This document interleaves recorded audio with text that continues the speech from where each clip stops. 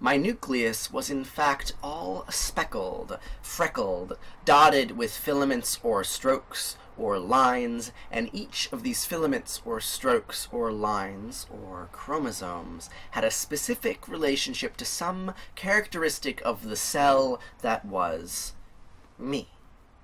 Now, I might attempt a somewhat risky assertion and say that I was nothing but the sum of those filaments or lines or strokes, an assertion which can be disputed because of the fact that I was entirely I and not a part of myself, but one that can also be sustained by explaining that those strokes were myself translated into strokes, to be then retranslated back into me. And therefore, when I speak of the intense life of the nucleus, I don't mean so much the rustle or scraping of all of those lines inside the nucleus as the nervousness of an individual who knows that he has all those lines. He is all those lines, but also knows that there's something that can't be represented with those lines, a void of which those lines succeeded only in feeling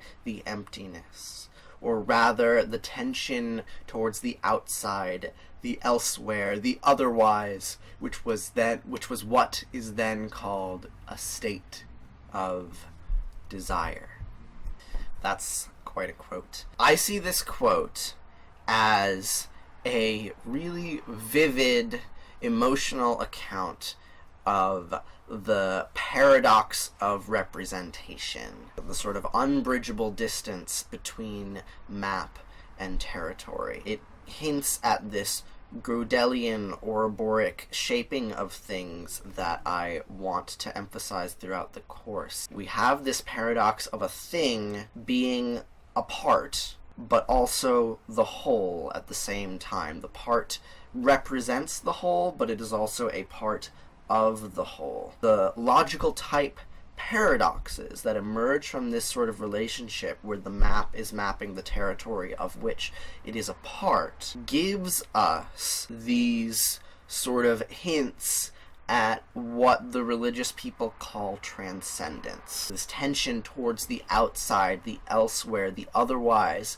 which is then called a state of desire. I think I've made a point clear. I want these videos to have a single point. This relationship between map and territory, between genome and total self, between mind and body, these logical type relationships are going to be really, really critical if we're going to want to understand what a self is or what it means to be alive. And they're also going to be really critical if we're going to try to come up with a naturalistic explanation of what the experience of the divine is.